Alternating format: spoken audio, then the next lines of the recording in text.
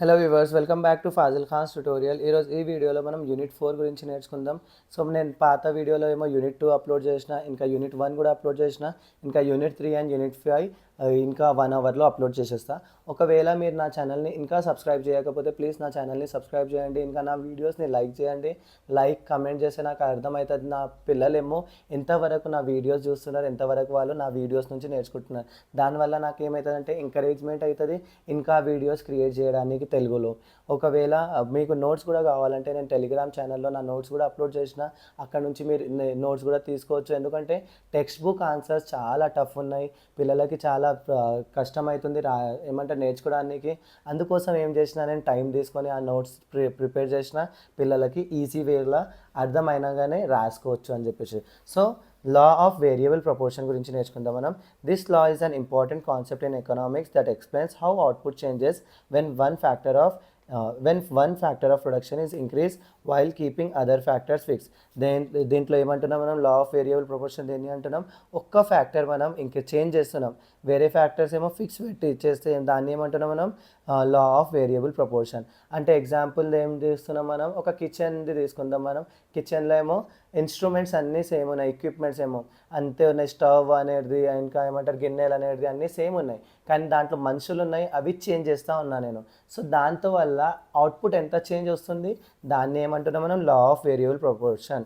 అంటే లేబర్ని ఇంక్రీజ్ చేస్తున్నా నేను, లైక్ క్యాపిటల్ ఆర్ ల్యాండ్ని ఏం చేస్తున్నానే సిమిలర్ పెడుతున్నా. సో దానివల్ల ఎంత అవుట్పుట్ చేంజ్ వస్తుంది, దాన్ని ఏమంటున్నాం మనం, లా ఆఫ్ వేరియబుల్ ప్రపోర్షన్. అజంప్షన్స్లో only one input is variable. అంటే అజంప్షన్స్ ఏముంటాయి, ఒక్క ఇన్పుట్ వేరియబుల్ ఉంటేనే ఈ law of variable proportion work అవుతుంది. ఇంకా ఇది షార్ట్ రన్ కంటెక్స్లోనే వర్కౌట్ అవుతుంది. అంటే కొంచెం చిన్న ప్రొడక్షన్లో ఉంటేనే ఈ ఏమంటే law of variable proportion work out అవుతుంది. నెక్స్ట్ హోమోజీనియస్ ఇన్పుట్ అంటే దేన్ని అంటున్నాం మనం, సేమ్ క్వాలిటీ ఆఫ్ గూడ్స్ని అంటున్నాం, ఆర్ఎల్ సేమ్ క్వాలిటీ ఆఫ్ సర్వీస్ని అంటున్నాం మనం. ఎగ్జాంపుల్ ఇక్కడ ఏం చేసుకున్నాం మనం, వర్కర్స్. Next technologies constant. మనం ఏ టెక్నాలజీ యూజ్ చేస్తున్నాం అది ఏముండాలి, కాన్స్టాంట్ ఉండాలి. ఎవ్రీ టైం మనం టెక్నాలజీ కూడా చేంజ్ చేస్తే ఈ లా వర్కౌట్ అవ్వదు. నెక్స్ట్ ఏమో డివిజిబిలిటీ ఆఫ్ ఇన్పుట్స్ ఏమో స్మాల్ యూనిట్స్లో డివైడ్ అవ్వాలి. Stages of law of variable proportion. దీనికి 3 స్టేజెస్ ఉన్నాయి. ఫస్ట్ ఏమో ఇంక్రీజింగ్ రిటర్న్, సెకండ్ ఏమో డిమినిషింగ్ రిటర్న్, థర్డ్ ఏమో negative returns. Consider and graphical representation to explain the stages of the law of variable proportions. So చూడు, నేను ఇది ఏమంటారు total product ఉంది. విపి అంటే వేరియబుల్ ప్రోడక్ట్ని అంటాం మనం, టీపీ అంటే టోటల్ ప్రోడక్ట్ని, ఎంపీ అంటే మార్జినల్ ప్రోడక్ట్ని, ఏపీ అంటే యావరేజ్ ప్రోడక్ట్ని. సో మనది వేరియబుల్ ప్రోడక్ట్ అనేది ఏం తీసుకున్నాం మనం, 0, 1, 2. ఫస్ట్ ఏమో 0 లేబర్స్ ఉంటే ఏం లేకుండే. నెక్స్ట్ ఏమో 1 లేబర్ ఉంటే మనకు టోటల్ ప్రోడక్ట్ ఎంత ఉంది, 4 ఉంది. మార్జినల్ ప్రోడక్ట్ కూడా 4 ఉంది. ఇంకా ఏపీ యావరేజ్ ప్రోడక్ట్ కూడా మనకు 4 ఉంది.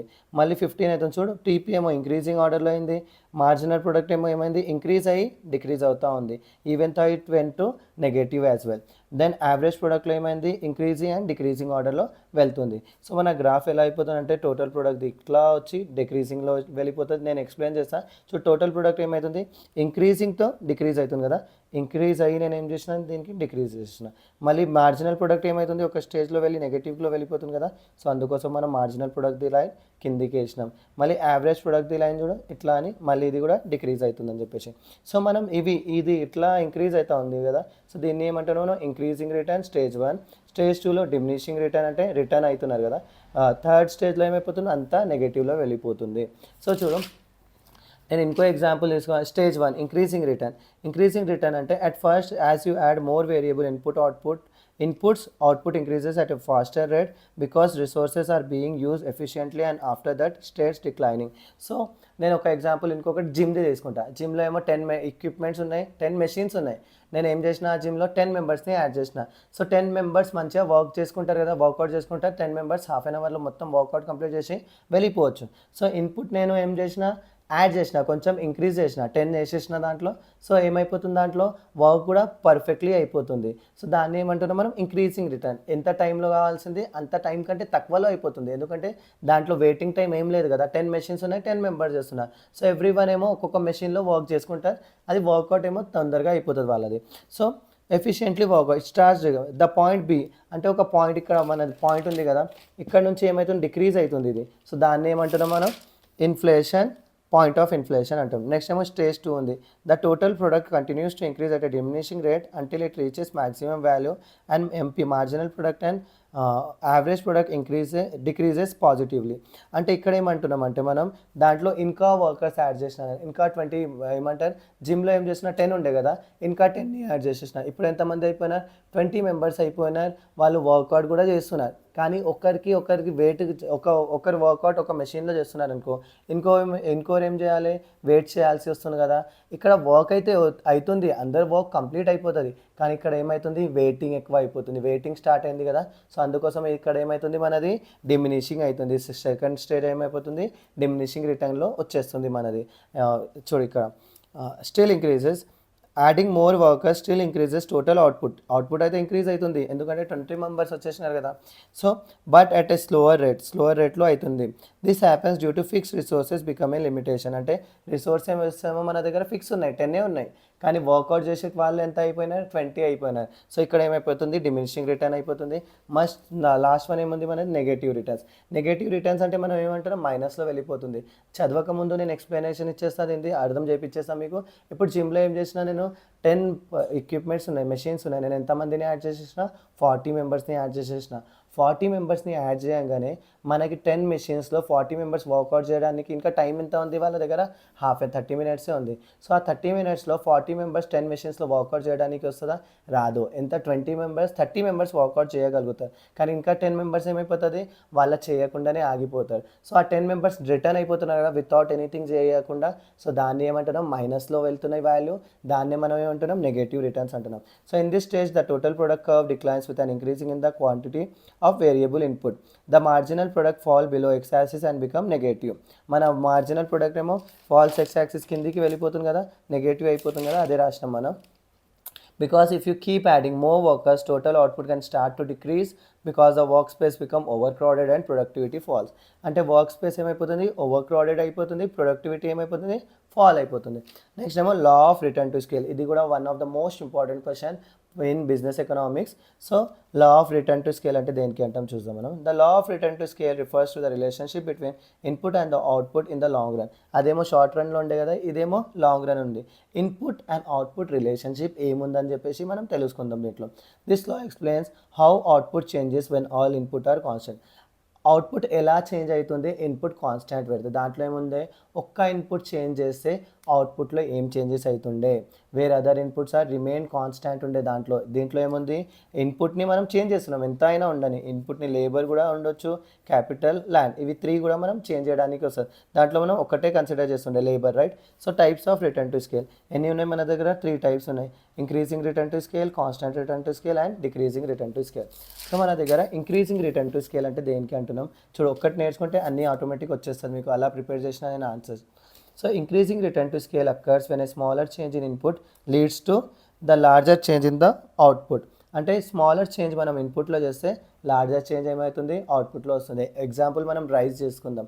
రైస్ మనం పెట్టేటప్పుడేమో కొంచెమే కనిపిస్తుంది, కానీ అది బాయిల్ అయ్యి అన్నం ప్రిపేర్ అయ్యే వరకు ఎంత అయిపోతుంది, మొత్తం ఏమంటారు, బగోనా, whatever, I don't know much Telugu. So మొత్తం నిండిపోతుంది కదా మనం ఏదైనా ఎక్విప్మెంట్ యూజ్ చేసిన దాంట్లో, ఏ గిన్నెలో మనం చేసినాం దాంట్లో. సో దాంట్ని ఏమంటున్నాం మనం, ఇంక్రీజింగ్ రిటర్న్ టు స్కేల్. లేకపోతే గచ్చుప్ది మనం ఇంతనే తుకడా తీసుకుంటాం గచ్చుప్ ప్రిపేర్ చేయడానికి, కానీ అది అయిపోయిన తర్వాత ఎంత అయిపోతుంది, ఇంత లాగుతుంది కదా అది. సో దాన్ని ఏమంటున్నాం మనం, increasing return to scale. Next for example, if 5% increase in input leads to 10% change in output. అంటే 5% మనం ఇంక్రీజ్ చేస్తే ఎంత చేంజ్ అవుతుందంట, 10% చేంజ్ అవుతుందంట దేంట్లో, అవుట్పుట్లో. Then this situation is called as increasing return to scale. దాని గ్రాఫ్ ఉంది XY, increasing return to scale. Next ఏమో constant return to scale. Constant return to scale occurs when an equal change in input leads to equal change in output. మనం price ఇలాస్టిసిటీలో కూడా చదివినాం కదా, equal change in input చేస్తే equal change in output వచ్చిందని చెప్పేసి డిమాండ్లో. So ఇక్కడ కూడా అలానే, ఎంత మనం ఇన్పుట్లో చేంజ్ చేస్తున్నాం అంతే మనకి అవుట్పుట్లో చేంజ్ వస్తుంది. సో దాన్ని ఏమంటున్నాం మనం, constant return to scale. So if a 5% increase in input leads to 5% increase in output, then this situation is called as constant return to scale. So మన లైన్ కూడా కాన్స్టాంట్ అవుతుంది. నెక్స్ట్ ఏముంది, decreasing return to scale. Decreasing return to scale occurs when a larger change in input leads to the smaller change in output. Larger change చేస్తున్నాను నేను ఇన్పుట్లో, so మనకి ఏమొస్తుంది, smaller change ఏమో అవుట్పుట్లో వస్తుంది. If 10% increase in input leads to 5% change in output, then this situation is called as decreasing return to square. So దీనితో సహా మనది ఏమంటారు, ఇది 4th యూనిట్ ఆన్సర్స్ కూడా కవర్ అయిపోయిన రెండు మోస్ట్ ఇంపార్టెంట్ ఏ చెప్పినా నేను. ఒకవేళ మీకు ఇంకా ఏమైనా చదువుకునేది ఉంటే చదువుకోండి. ఫస్ట్ ఏమో ప్రిఫరెన్స్ ఈ ఆన్సర్స్కి ఇవి, ఆ ఆన్సర్స్ చదవండి. దీనితో సహా నా వీడియో ఇక్కడనే సమాప్తం అవుతుంది. కానీ ప్లీజ్ మీరు నా ఛానల్ని సబ్స్క్రైబ్ చేయండి, లైక్ చేయండి, ఇంకా కమెంట్లో కూడా చెప్పండి నా ఎక్స్ప్లెనేషన్ ఎలా ఉందని చెప్పేసి. నాకు కొంచెం తెలుగులో ప్రాబ్లం ఉంది, కానీ మా పిల్లలేమో ఊరికే చెప్తున్నారు నాకు కాల్ చేసి, సార్ మీరేమో తెలుగులో అప్లోడ్ చేయండి అని చెప్పేసి. సో వాళ్ళ కోసం అండ్ మీకోసం మీ వాళ్ళ వల్ల మీకు కూడా లాభం అవుతుందని చెప్పేసి నేను ఎక్స్ప్లెయిన్ చేస్తున్నాను. ఇది చాలా మటుకు నేను ఇది విజయలక్ష్మి అని చెప్పేసి నా ఒక స్టూడెంట్ ఉంది, ఆమె చాలా నాకు చెప్తుంది, సార్ ప్లీజ్ తెలుగులో చెప్పండి అని చెప్పేసి. సో ఆమె కోసం కూడా నేను ఇది చేసేది ఉంది. So thank you so much for listening to my video. So please do like, share and subscribe to Fazil Khan's tutorial.